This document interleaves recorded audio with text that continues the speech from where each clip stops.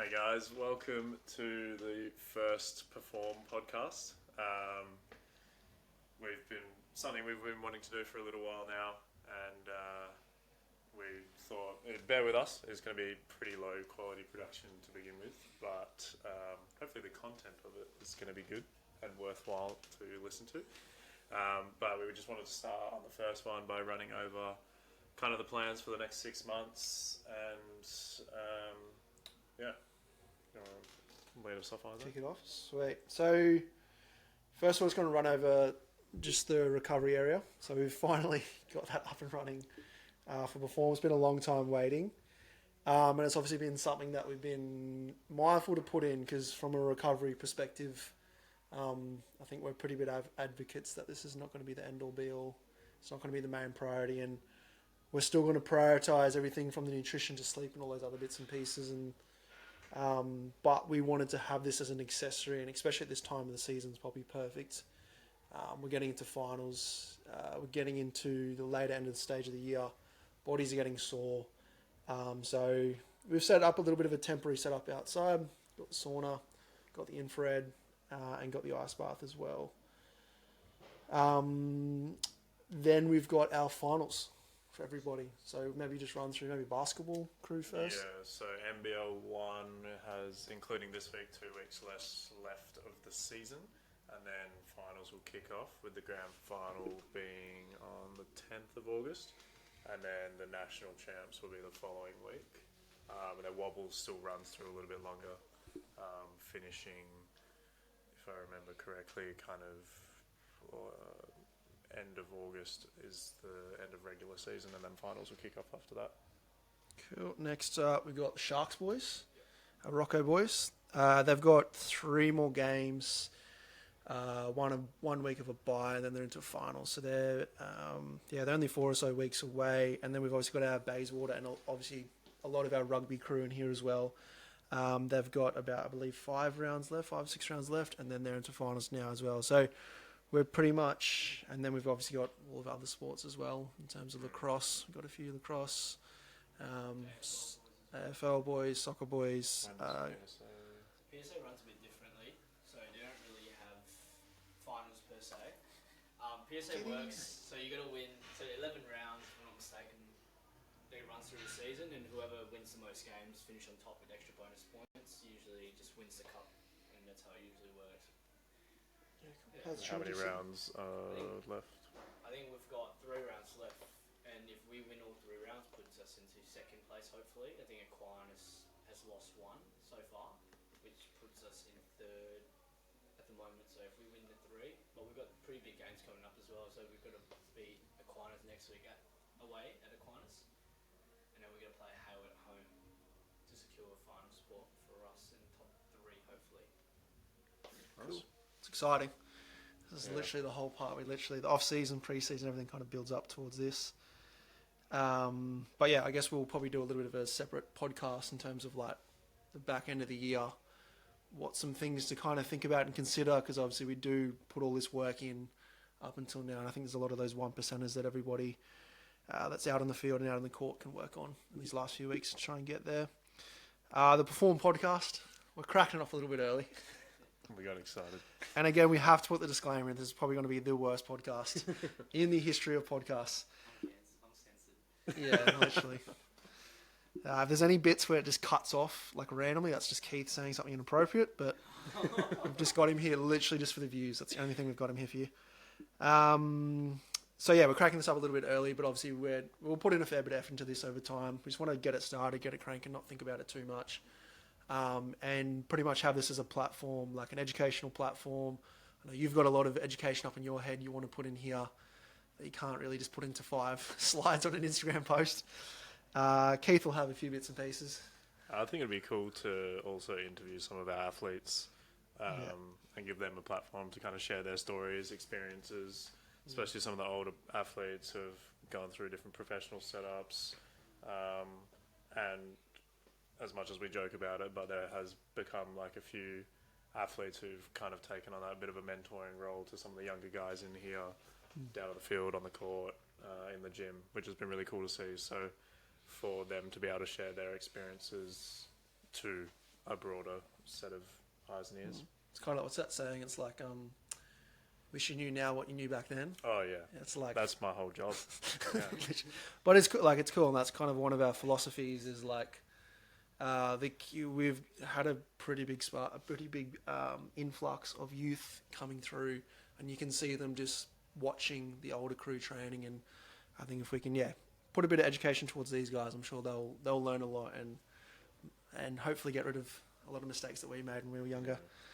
We did it so you don't have to. Literally. So we've obviously got the Perform podcast cranking. I'm just moving across from month to month. So that's through August, September. Moving into September. So everyone's going to finish their last game differently. Some people play finals. Some people won't play finals, depending on what sport you're playing, and finish at different times. So we're going to recommend, and I think it's just really important because a lot of people will you'll finish finals or you'll watch people play finals. You'll be all motivated, everything like that. But I think it's important, we all do, just to have a bit of a break, have some time off. Could be a couple of weeks or whatever it might be. But give the body a break. You'll be sorer than you think, especially after you finally stop. But have a couple of weeks, have a mental refresh, even get away from the gym, get away from your sport. Go do something different, like try some different activities and things like that. And even, any bits on that? Yeah. I think this off-season, we're trying to start a basketball team. Yeah, Jamie and Liam are. Yeah. But I think we're going to try, and even the beach volleyball place across the road, potentially a touch footy team that we've spoken about, but encouraging athletes to kind of just get into a different sport as well over the off season, and just do it just purely for the enjoyment, just something a little bit different as well. Mm-hmm. Yeah, I think that's big. That's probably one thing we've learnt from an in brackets off season standpoint is it's a long period of time. Like especially for our crew, you've got from September all the way through to March, a 6-month period. And there's a lot of physical development we can get in there, but obviously we can get a much more efficient physical development when they're starting from a much fresher base. So if you guys can have that break, have that switch off, have your time off, then from there we'll kick into some different sports. We'll get it started, quite fun and enjoyable, and then we'll build through, which should be into one of our points would be the combines. After that will be the upgrades. Yes. Huge. Finally. Perform stonks. Finally. This has been something that's been in the works for a while. We're obviously running out of space here, which is very, very cool to see, but we're looking to put a mezzanine in. If you walk into the garage door, if anyone's been here, you look to the right-hand side. We're hoping to put a big mezzanine across there, stairs up to it, and it'll be a nice viewing platform, and hopefully have offices and everything like that up there as well. It'll be nice, have a chill-out area, have somewhere we can go up and just hang out. Have some offices for us properly. Potentially downstairs office, but again, it's just going to open up the floor space a bit more. And just give it a bit of a fresher look to the facility, like a little bit of a revamp.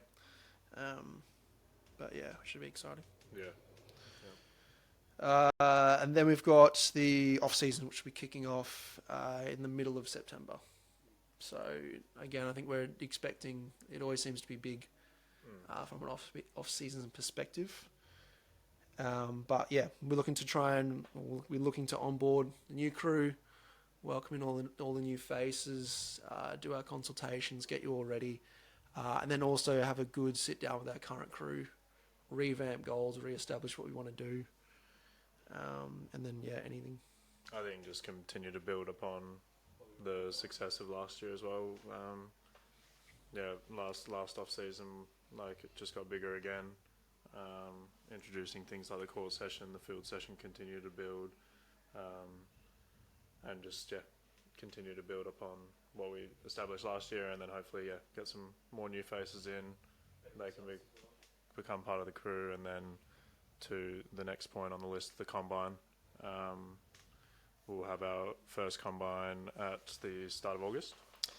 Yes, October. Oh, October. I A little bit later. I had October in my head, and then I said August. 5th of October 5th. will be our combine. The 5th of October. That's what he meant to say. Let's cut that bit out. 5th of October, so that'll be this Saturday. So again, we're trying to put the dates out early so people start locking the dates in. We've found that the first combine's always been less people, which has been pretty expected because we've done it quite in-house for the first combine. And the second one's been welcome to everybody. But for the first combine, we really want to set this as like an initial performance assessment. So we're gonna sit down and think about all the assessments and the tests, and obviously it's fun to try and push that far end of the physical side of things and the speed testing and everything. But we'll just reconsider what we're gonna do from an assessment, and we really want to use this as our platform to profile each individual athlete, and then identify what we really want to nail in that off season, and then we'll reassess at the second combine. So we'll have our court sessions, we'll have our field sessions, and then everybody will meet back at the gym, and we'll do our in-gym assessments as well. And then so that's probably a big one that we're just trying to put an asterisk in front of, is get to the first one. Like if you really want to be on that second one on the big day, get to the first one, get your baseline numbers, get your baseline assessments. Let's really nail down what we want to do. I will also open up to a bigger prize for the most improved from Combine 1 to Combine 2. Yeah. Keith's putting a cash prize down. Yeah, I heard Keith offering up a date with Keith is prize number 1.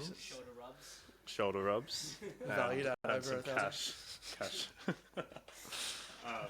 But in all seriousness, we've had a good chunk of guys do both combines, and not only see good results across the board.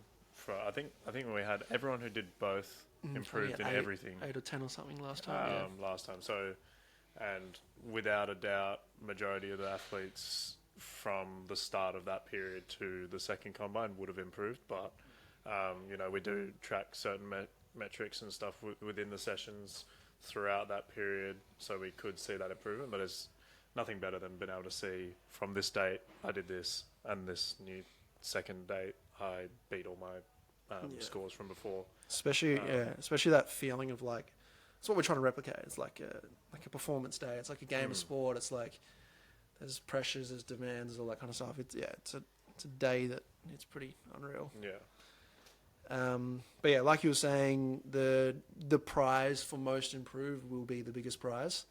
And there'll obviously be a bunch of prizes on the day. So again, try and get down to that. And then the second combine will be the main event, which is what we're trying to aim for.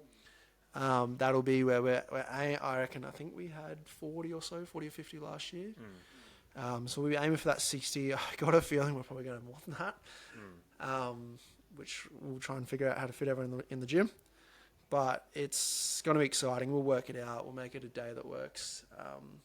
And again, locations to be confirmed for the field and court. But ideally, we'll put them pretty close together. We'll do all those assessments on court, on field. And then the big ones when we come back to the gym. And do everything together. And it's probably a good point about sponsors. Yes. We've been very, very fortunate over the last couple combines to have some very generous sponsors, from cafes to other local businesses that we frequent, and our athletes go to, friends of clients and things like that. So we'll be finalising how we're going to structure the sponsors in the next few weeks. But if you are a sponsor, if you know of any small businesses within Perth, obviously we'd love to have more local ones. So it's a platform for them to be able to showcase what they have to offer. We'll be getting in touch with previous sponsors, trying to reach out to some new guys. So if you are someone who is interested in sponsoring, or someone someone who might be, then get in touch. Cool. Anything to add, Keith? More to merrier. Man, a few words. That's probably been huge. The sponsors of the last 2 years, like Kinta, DiMartina's, Micro, all those crew have been unreal and helped us a lot over the last few years. and obviously they keep you guys quite caffeinated. Yep.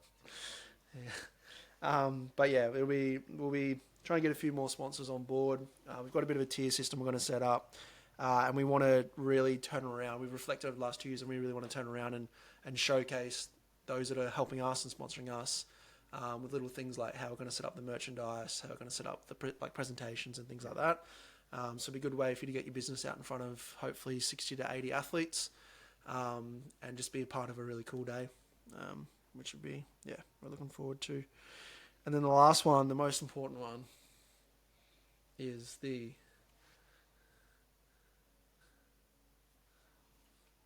Christmas party. Nice. Welcome back, Keith.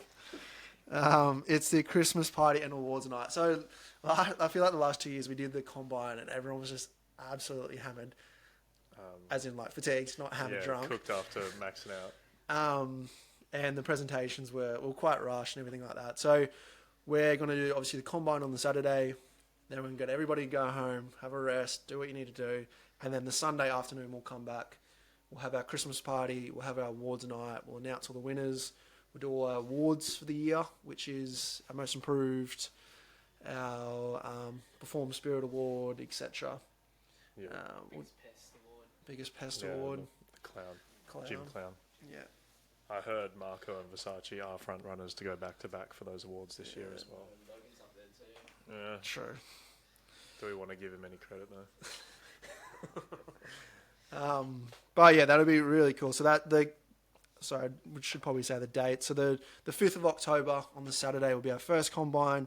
8 weeks to the day, the 30th of November will be the second combine.